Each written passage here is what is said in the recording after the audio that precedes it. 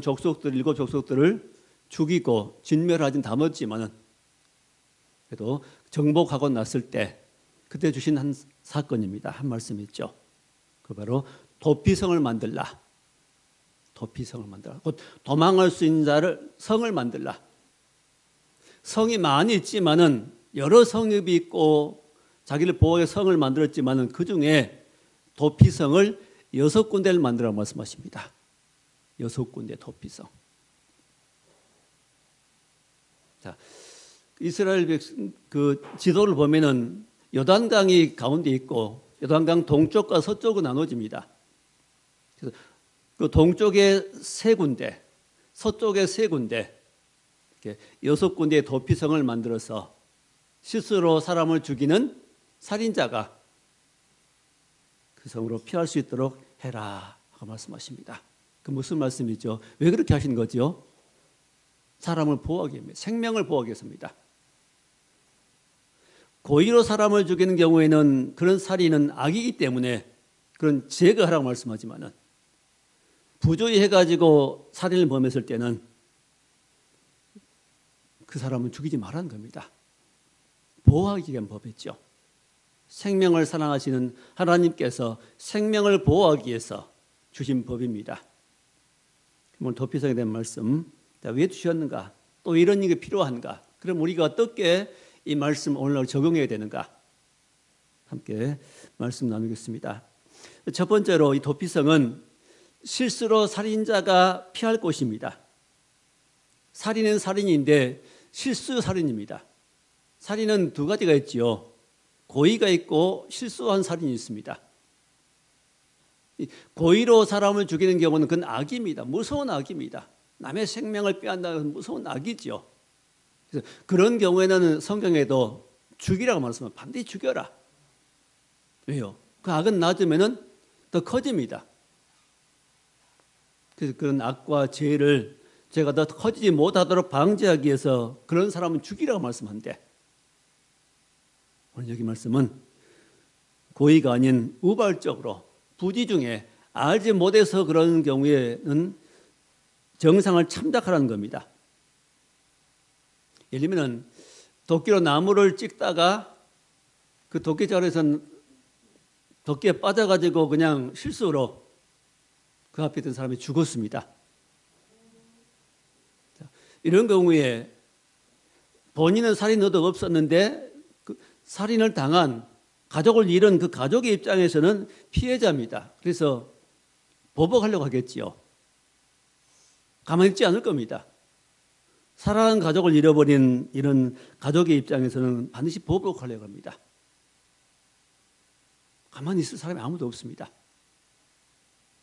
이런 경우에 사람은 보복한 심리로 보복할 마음 가지고 보복하려고 하지만은 하나님께서는 이런 경우 고의성이 없으므로 살리려 하신 겁니다.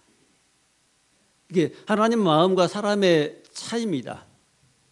사람의 감정 차이지요. 하나님 마음은 항상 우리를 어떻게 해요? 살리려 하십니다. 살리려고. 사람은요, 내게 해가 되고 내게 도움이 안 되는 사람은 제거하기도 하고 밟아버리기도 하고 이렇게 식구 중에 한 사람이 죽임을 당하면 보복하려고 합니다. 그걸 마땅하다고 여깁니다. 그게 바로 우리 속에 있는 죄성이거든요.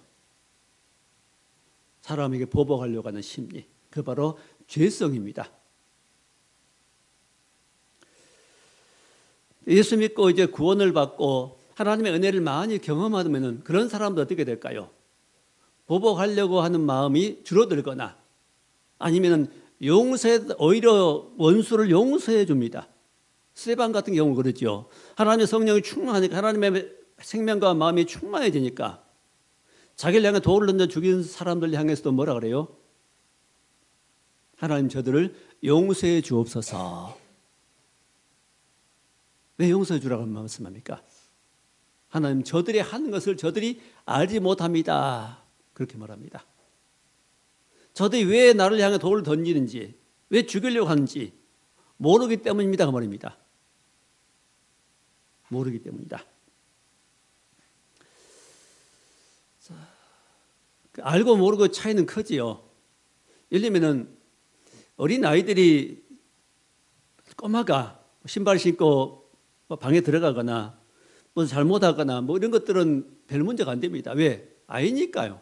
모르니까. 하나도 수염을 잡아도 어리니까 그냥 넘어가면 웃고 넘어갑니다. 다 큰 녀석이 고등학생이 그러면 안 되지요. 어떤 지도자가 대통령의 지도자가 어떤 한마디 말을 잘못하면 책임이 있습니다. 다르지요. 하나님께서도 이렇게 사람에게 다르게 책임을 묻는 것처럼 어떤 사람 책임을 안 묻고 어떤 사람 책임을 묻는 것처럼 역시 하나님이 하신 일은 사람의 일과는 다릅니다. 하나님께서 보시는 입장과 사람이 본 입장들은 많이 다릅니다. 하나님은 문제 안 삼으신데 우리가 문제 삼는 경우가 참 많습니다. 사소한 감정 때문에 문제 삼는 경우가 참 많지요. 하나님은 우리 마음이 넓어져서 상대방을 이해하고 마치 어린 아이니까 모르니까 그렇게 이해하고 아직 어린 성도니까 그럴 수 있겠다 하고 이해하는 겁니다. 하나님은 우리가 우리 마음을 넓히기 원하십니다. 우리가 긍휼한 마음을 갖기 원하십니다. 더 나아가서 사람을 용서하기 원하십니다. 자, 용서하고 더 나아가서는 어디까지 나가야 됩니까? 사랑하는 단계까지 나가기 원하십니다. 실수로 살인한 사람을 그 생명을 보호하기 위해서 하나님은 6군데의 성을 정하시고 그리고 그 성으로 도피하라고 말씀하십니다. 자, 3절 부분에 보니까 3절에 보니까 부지 중에 실수로 사람을 죽인 자를 그리로 도망하게 하라. 이는 너희를 위해 피의 보복자를 피할 것이니라. 피의 보복, 피 흘리게 했으므로 피의 보복을 당할 수 있기 때문에 피의 보복자를 피할 것이라 말씀합니다. 그럼 그 사람이 실수로 사람을 죽였을 때 즉시 어디로 가야 됩니까? 하나님 정하신 가장 가까운 도피성으로 피해 가야 됩니다. 가서 어떻게 됩니까? 4절을 보니까 이 성읍 중에 하나에 도피하는 자는 그 성읍에 들어가는 문 어귀에 서서 그 성읍의 장로들의 귀에 자기 사건을 말할 것이요. 그 도피성의 입구에서 그 성의 지도자에게 말해야 됩니다. 자초지종을 말해야 되죠. 왜 그렇게 되었는지. 실수로 사람을 죽여 도망갔다는 사실을 알리는 겁니다. 그러면 그 성의 사람들 어떻게 하지요? 그들은 그를 성읍에 받아들여 한 곳을 주어 자기들 중에 거주하게 하고 그 성으로 받아들여서 이 도망한 사람을 자기들과 함께 그 성에 살도록 해주는 겁니다. 그 사람을 보호해 주는 겁니다. 5절 말씀 보니까 피의 보복자가 그의 뒤를 따라온다 할지라도 그들은 그 살인자를 그의 손에 내주지 말지니 보복자가 따라와서 내달라고 하면은 그 살인자를 그 손에 내주지 말라. 왜요? 그 이유는 본래 미워함이 없이 부지 중에 그의 이웃을 죽였습니다. 자, 왜 내주지 말라고요? 미워한 마음이 없이 그랬다는 거예요. 미워함이 없이. 중요한 것은 미워한 마음이 있었는가 없었는가 이게 중요합니다. 우리 사람 중에서 우리도 뭐 그런 것을 따지지요. 법에서 그러죠. 정상이 참작이 되는 경우 있습니다.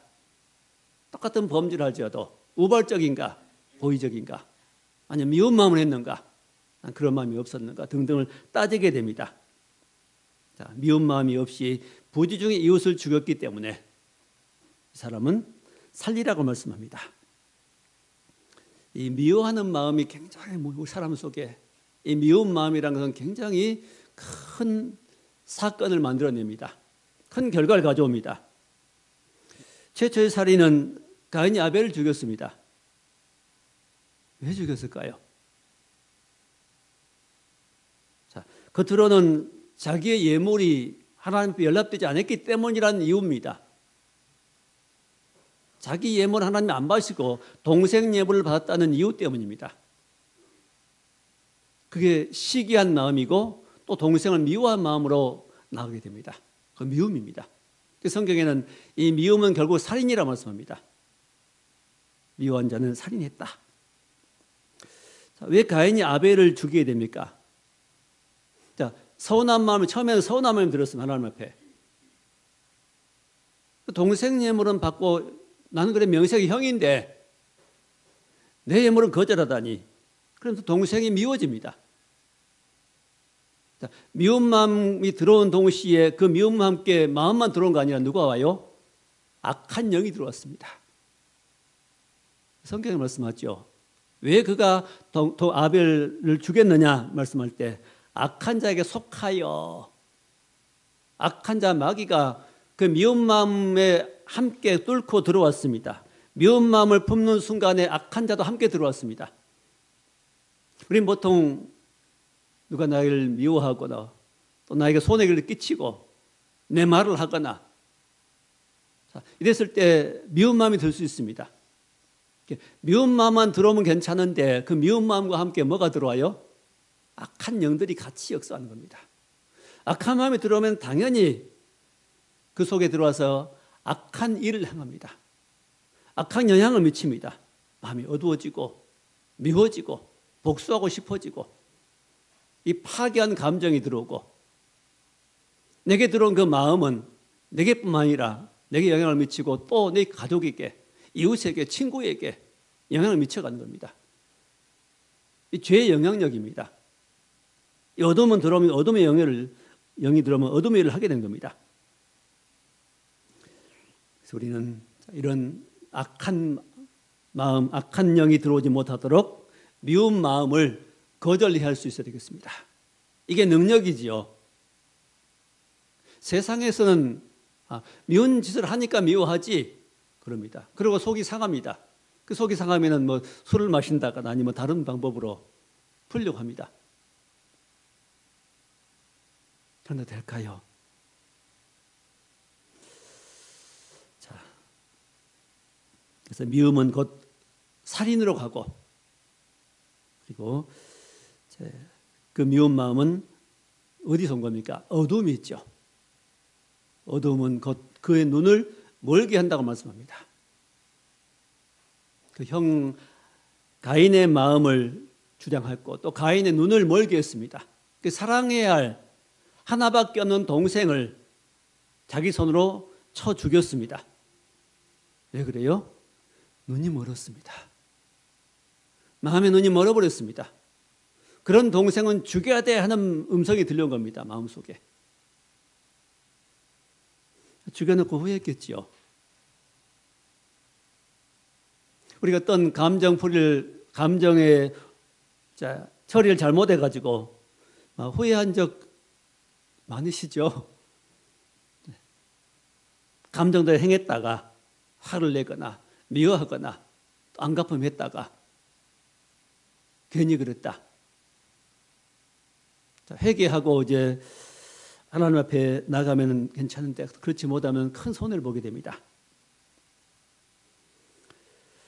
자, 우리는 이런 미운 마음이 들어오려고 할 때 얼른 막아야 됩니다. 마음의 문을 걸어 잠궈야 됩니다. 들어왔다면은 정신 차리고 하나님 앞에 회개해야 됩니다. 용서해달라고 그러고 주님 도와달라고 해야 됩니다. 기도해야 됩니다.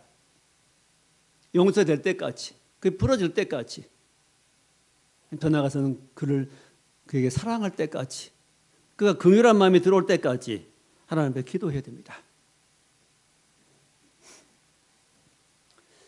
자, 그 두 번째 말씀은 그럼 언제까지 그 성에 살 것인가 말입니다. 두 번째 말씀은 대제사장이 죽기까지입니다. 자, 6절 말씀 보니까 그 살인자는 회중 앞에 서서 재판을 받기까지. 자, 첫 번째는 재판을 받기까지. 일단 재판을 해야 됩니다. 그냥 된 거 아니라 재판하려면 어떻게 돼야 되죠? 혼자는 재판할 수 없습니다. 증인이 필요합니다.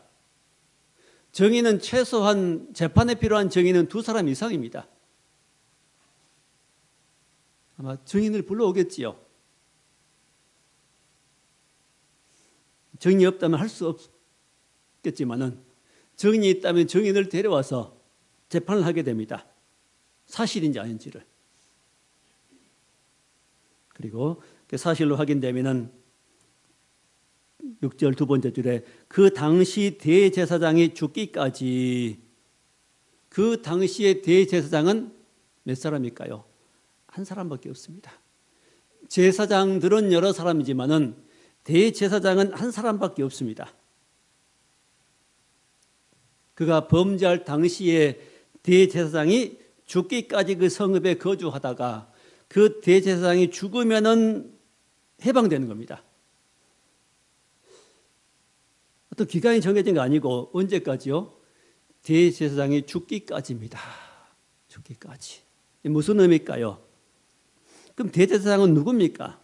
히브리서 4장 14절에 그러므로 우리에게 큰 대제사장이 있으니 승천하신 자고 하나님의 아들 예수시라 말씀합니다. 우리 위해서 죽으시고 승천하신, 부활 승천하신 하나님의 아들 예수님이 우리의 대제사장이십니다. 그러므로 이 말씀은 범죄한 자가 언제 해방되느냐?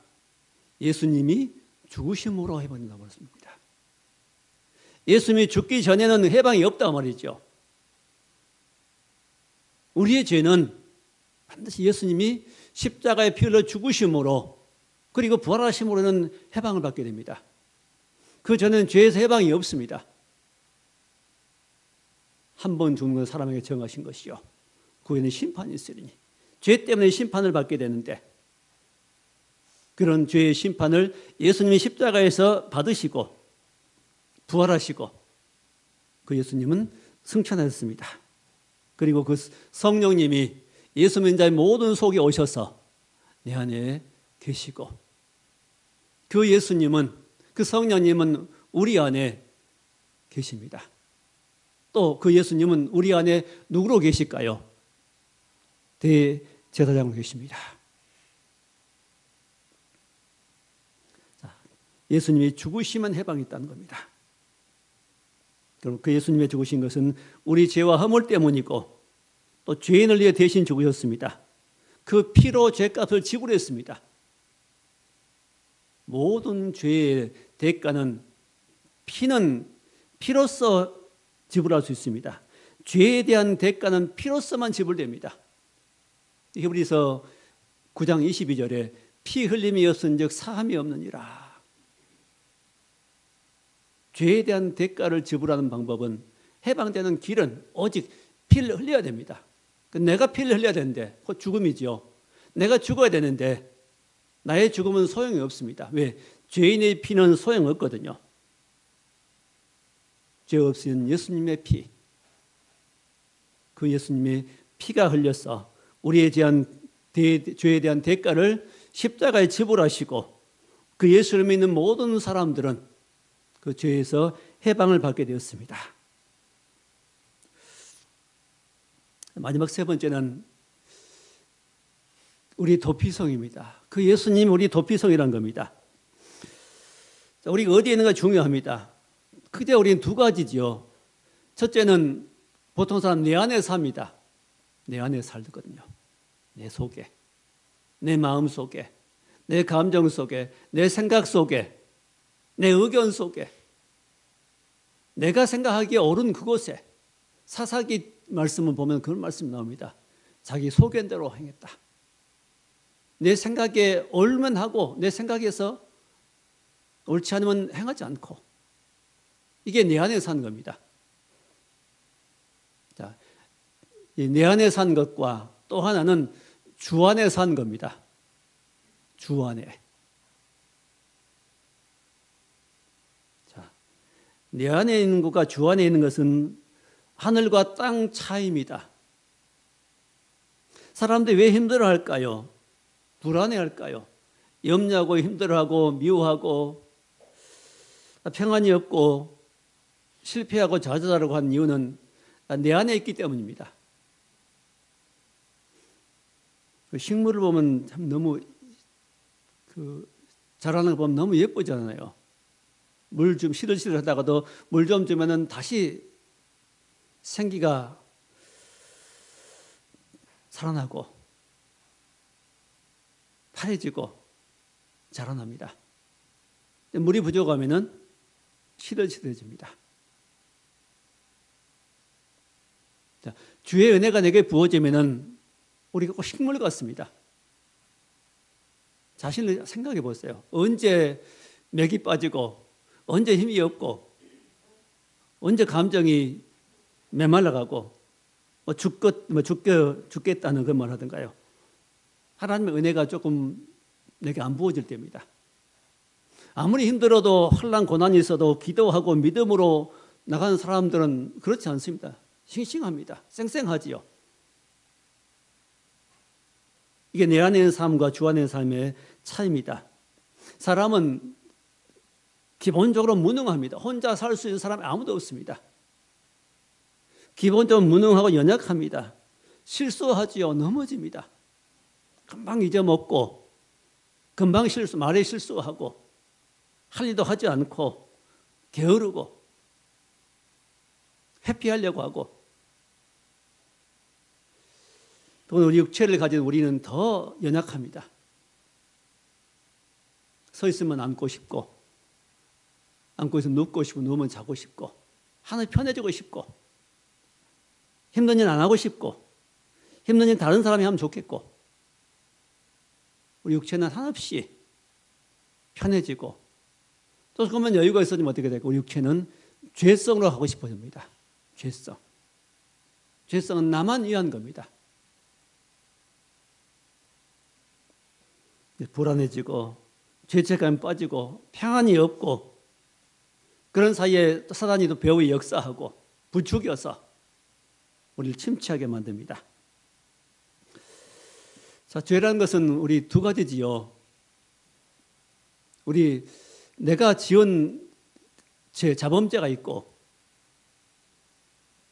또 우리가 태어날 때부터 가지고 나온 원죄가 있습니다. 이 죄 처리 방법은 다릅니다. 원래 아담이 지은 죄 때문에 내가 그걸 안고 태어날 때 가지고 난 그 죄성 원죄는 십자가로 처리한 겁니다. 예수님의 십자가로.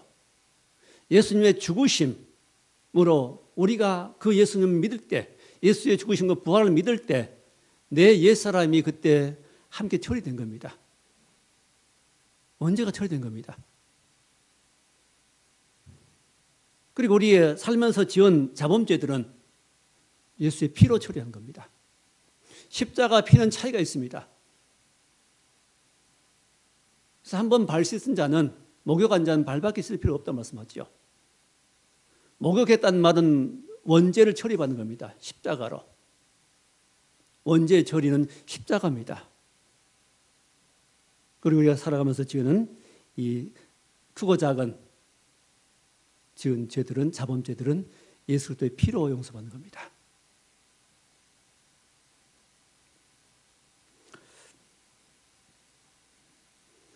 자, 누가 주 안으로 들어가게 됩니까? 예수님 말씀하시죠. 모든 사람이 다 주 안으로 주님 피로 해서 주 안으로 가는 자가 아니라 예수님 뭐라고 말씀합니까? 건강한 자에게 의원이 있을 때 없고 병든 자에게만 있을 때 있느니라 말씀하십니다. 건강한 사람은 내가 건강하다고 여기는 사람은 물론 검진차 가기는 갑니다. 검사차. 몸에 이상이 있는가 확인하기 위해서 가는 경우 있지만은 보통은 언제 가지요? 병이 발견되었을 때, 아픔이 느껴질 때, 이상이 느껴질 때 그때 찾아갑니다. 건강한 자에게 의원이 있을 데 없고 병든 자에게만 쓸 데 있다 말씀하십니다. 의원 되신 예수님을 찾아가는 사람은 어떤 사람입니까? 죄가 발견된 사람입니다. 큰일 났구나. 지금 여기도 지금 실수로 사람을 죽였을 때 큰일 났구나 하고 도망가는 겁니다. 이런 일이 없다면은 사람을 죽인 적이 없다고 여긴 사람은 도피성으로 도망갈 리가 없습니다. 누구만 도망가요? 그걸 깨달은 사람만. 큰일 났구나 여긴 사람입니다. 예수 안에 들어간 사람은 어떤 사람입니까? 연약한 사람이며 내가 죄인이며 내가 범죄했구나 하고 정말 주님이 필요한 내 보호자가 누구인가, 내 도피처가 누구인가를 깨닫고 찾는 사람입니다. 그런 사람만 주 앞에 들어간 겁니다. 세상에 많은 사람이 있지만은 누구만 주 앞에 가지요? 아쉬운 사람입니다. 주님 필요하다 여긴 사람입니다. 내가 병든 자라 여긴 사람입니다. 그런 사람이 주님은 찾아오시고 그냥 만나주시고 용서해 주시고 피난처가 되어주십니다. 이런 살인죄뿐만 아니라 우리의 모든 문제, 이 세상 살아가면서 우리가 당하는 어려움들 가지고 환난을 가지고 문제를 가지고 주 앞에 나갈 때 주님 우리를 받아주십니다. 거기에만 해결력이 있고 거기에만 안식이 있습니다. 예수님만 우리의 피난처이십니다. 예수님만이 우리의 주님이십니다. 예수님만 구원자이고 예수님만 그리스도입니다. 요즘 신학교에서 그런다 그럽니다. 신학교에서 어떤 신학교는 물론 문제가 큰 신학교죠. 신학교 교수를 했던 사람들 중에 일부도 뭐라고 하냐, 구원의 길은 여러 가지인데 다른 종교에도 다 구원이 있는데 가는 길이 다르다고 그렇게 가르치는 사람이 있답니다. 아니지요. 오직 구원의 길은 십자가에서 못 박혀 피 흘려 죽어주신 하나님의 아들 예수를 믿는 길만이 구원의 길이고 그 예수님만이 구원자이시고 그 예수님만이 우리의 그리스도이십니다. 자, 이렇게 믿지 않으면 거기에 구원이 없습니다. 예수님만이 구원이십니다. 예수님만이 그리스도이십니다. 자, 주께를 피해야 됩니다. 우리는 주께 피한 자는 복이 있나니. 내 안에 아무리 피해봤자 피할 곳이 없습니다. 나는 능력이 없습니다. 우리는 너무 좁아서요. 나는 힘이 없어서. 어떤 감정 한 개도 내가 여과할 힘이 없잖아요. 그 수용할 힘이 우리에게 없잖아요. 용서할 능력이 그런 마음이 우리에게 없잖아요. 우리 마음은 본래 우리 태어난 마음은 너무 좁아서 용서할 수가 없고 수용할 수가 없습니다. 좁은 마음들입니다. 근데 주께로 가면은 우리 마음을 넓혀주십니다. 주의 은혜가 점점 우리 마음속에 부어지면은 우리 마음이 넓은 마음이 됩니다. 상대방이 이해가 됩니다. 왜 그렇게 행하는지. 마치 스데반이 자기를 향해 돌을 던져서 죽이는 사람을 향해서도 하나님 저를 용서해 주옵소서, 저들이 하는 것을 알지 못합니다 하고 기도했던 것처럼. 자, 스데반 지금 자기 아픔이 먼저가 아니고 돌에 맞아 죽어간 자기 고통이 문제가 아니라 뭐가 보이지요? 자기를 향해 돌을 던지는 그 사람들의 마음이 보이는 겁니다. 누구 마음이요? 자기 싫다고 자기를 향해 돌을 던지는 원수들의 마음입니다. 사람들이 보면 원수인데 스데반이 보기엔 원수가 아닙니다. 원수가 아니라 그를 용서해 달라고 기도합니다. 그 마음이 스데반 안에 있던 마음일까요? 원래 있던 마음은 아닙니다. 우리 사람 속에는 절대 그런 마음이 없습니다. 사람의 본성 속에는 그런 마음이 없습니다. 네, 이미 아담 때부터 파괴되어 버렸습니다. 그런 마음을 가질 수 있는 것은 아직 하나님의 은혜가 임할 때, 예수 안으로 들어갈 때, 주 안으로 피할 때, 피한 사람에게서만 나올 수 있는 그런 마음입니다. 인간관계를 내 상식선에서 하지 마세요. 그건 그리스도인이 아닙니다. 무슨 일을 결정할 때, 무슨 일을 할 때 내 상식선에서 어떤 일을 결정하고 행한다면은 내 마음에 맞은 것만 하고 내 감정이 싫은 것을 안 한다면은 그건 좋은 그리스도인이 할 수 없습니다. 보통 사람도 합니다. 자기에게 유익되고 이익되면은 상대방이 잘해줍니다. 그러나 내게 잘못한 사람이랄지라도, 나를 싫어하는 사람일지라도 주의 마음을 받고 성령에 충만하게 되면은 그런 마음이 바뀌어서 그를 용서할 수 있는, 이해할 수 있는 마음이 됩니다. 자, 상대방이 보이고 상대방의 마음이 이해가 되고 그를 수용할 수 있는 사람이 되면은 그때부터 인간관계가 편안해집니다. 원수가 사라지겠지요.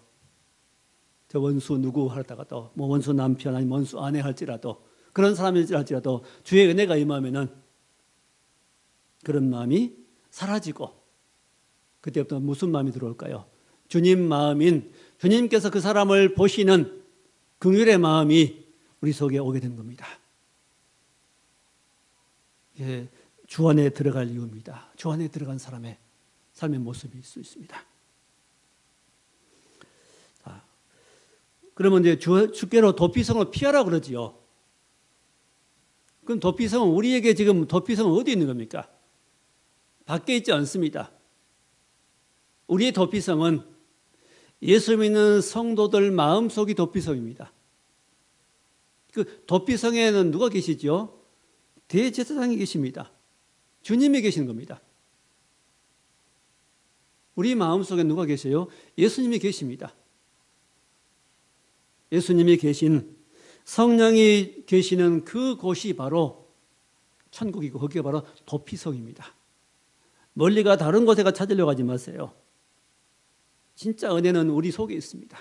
밖에서 은혜 구하려면 찾지 못합니다. 헤매일 뿐입니다. 진리는 여기 성경 안에 있고 말씀 안에 있고 진짜 진리와 생명은 예수 믿는 모든 사람의 마음 속에 영혼 속에 있는 마음 속에 있습니다. 마음 속에 있습니다. 그럼 마음을 지켜야 되죠. 무릇 지킬 만보다 너희 마음을 지키라. 생명의 근원이 마음에서 나느니라. 우리 마음이 하나의 성입니다. 가장 능력 있는 사람은 성을 빼앗는 장수보다도 자기 마음을 지키는 사람이 더 능력 있다고 말씀하지요. 우리 마음에 성이 있고 거기에 성문이 있습니다. 성문을 함부로 열어주면 안 됩니다.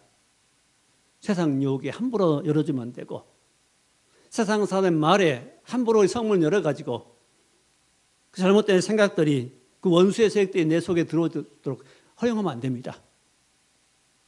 우리 마음문을 잘 지켜야 됩니다. 지키는 방법이 뭘까요? 기도하는 겁니다. 염려하지 말고 내 구할 것 감사함으로 하나님께 아리라. 그리하면 지각에 뛰어난 하나님의 평강이 그리스도 예수 안에서 너희 마음과 생각을 지키시리라고 말씀하십니다. 내가 내 힘으로 우리 마음문도 지킬 수 없고 마음도 지킬 수 없습니다. 내가 내 마음을 넓힐 수 없습니다. 그럼 우리 누가 필요합니까? 주님이 필요합니다. 자, 주님의 도피성은 바로 우리 안에 있습니다. 우리 모두 안에 그 주님이 계십니다. 자, 그럼 어떻게 할까요? 피하는 방법은 뭘까요? 도피성이 내 안에 계신다는 사실을 우리가 먼저 생각해내는 겁니다.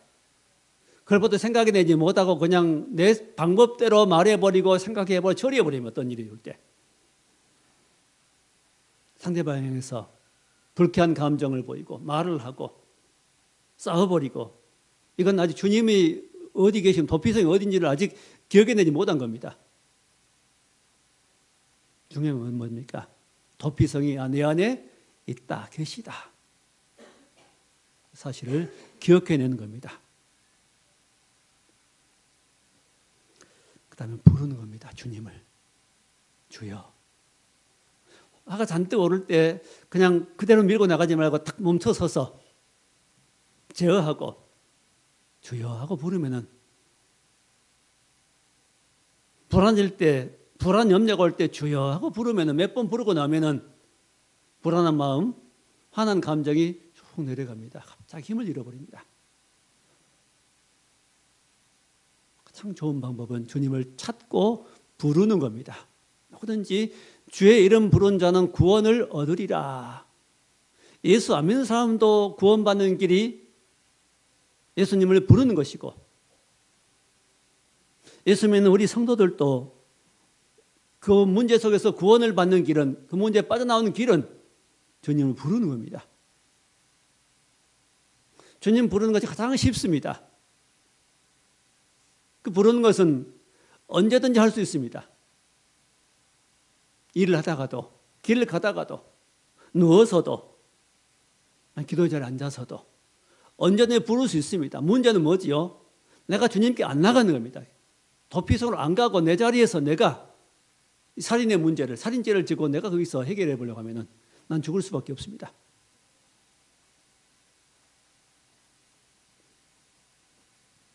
부르고 시인하고 난 이런 사람입니다 하고 시인하고 맡기면 됩니다. 하나님께 우리에게 주신 방법들은 어렵지 않습니다. 자꾸 우리가 어렵게 뭘 방법을 만들어 가지고 어렵게 하려고 그러는 게 문제지. 주를 섬기는 것은 어려운 길이 아닙니다. 주님만 부르면 되고 은혜 받으면 되고 힘을 공급받은 그 힘이 내게 와서 되는 것이지 용서 내 힘으로 하는 건 아니지요. 이해하려고 하는 것도 내 힘으로는 절대 부족합니다. 물론 우리 의지에 필요합니다.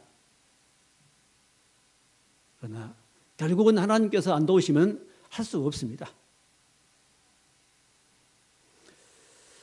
자, 오늘 말씀을 맺겠습니다. 우리 앞에 문제가 있고 내가 어려운 일을 만나고 급박한 환경을 만나고 죽을 수밖에 없는 이런 문제를 만날 때 우리가 찾아야 할 것은 주님입니다. 도피 상황에 들어가야 됩니다. 그 피해서 거기서 보호받으면 됩니다. 보호받고 하나님의 능력 받고 예수 이름으로 기도하고 주의 주신 은혜를 공급받은 우리는 넉넉히 그 모든 일에 승리하게 됩니다. 그리고 또 우리 할 일은 반드시 어떤 사람을 대할 때, 어떤 문제를 대할 때, 어떤 이렇게 트러블이 있을 때 그 자체를 가지고 보지 말고 그 상대방을 미워하지 말고 그 상대방을 이해하려고 하는 겁니다. 이해. 가장 먼저는 자기 남편, 자기 아내, 자기 자녀, 성도, 직장에서 동료를 이해해 보려고 하는 겁니다. 무조건 그 보이는 그것만 자체만 가지고 그 어떤 행위를 한 그 행위 자체만 가지고 뭐라고 하지 말고 미워하지 말고 소문내지 말고 그걸 한번 이해해 보려고 하는 겁니다.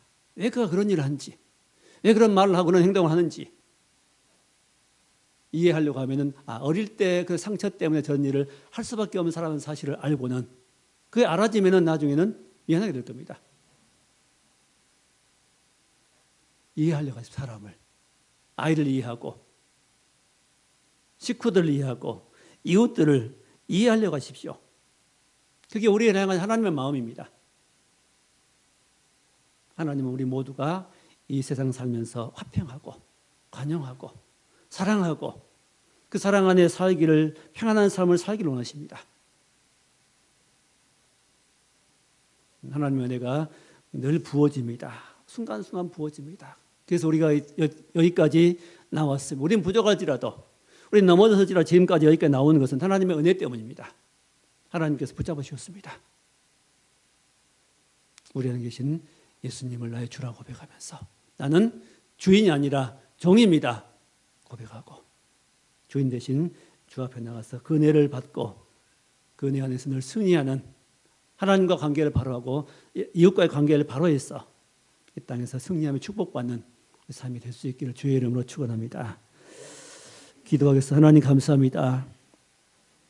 우리는 죽을 수밖에 없고 망할 수밖에 없고 우리 파괴될 수 없는 사람이지만은 하나님께서 찾아오셔서 우리에게 예수님을 주시고 그 예수님은 도피성을 주셔서 우리의 죄를 용서받게 하시고 죄 문제 해결받게 하시며 이 땅 우리의 살아가면서 일어나는 여러 가지 문제 속에서도 피할 수 있는 길 주시니 감사합니다. 또 넉넉히 이길 수 있게 하심을 감사합니다. 예수 이름으로 이제는 하나님을 사랑할 수 있게 하시고 기도할 수 있게 하시고 상대방을 이해하려고 하는 마음을 가지고 살아갈 수 있도록 도와주옵소서. 예수님 이름으로 기도하옵나이다. 아멘. 415장 전서가 마치겠습니다.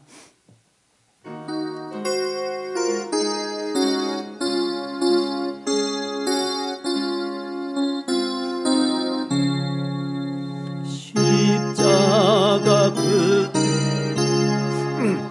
나시기 원하네 저해 오직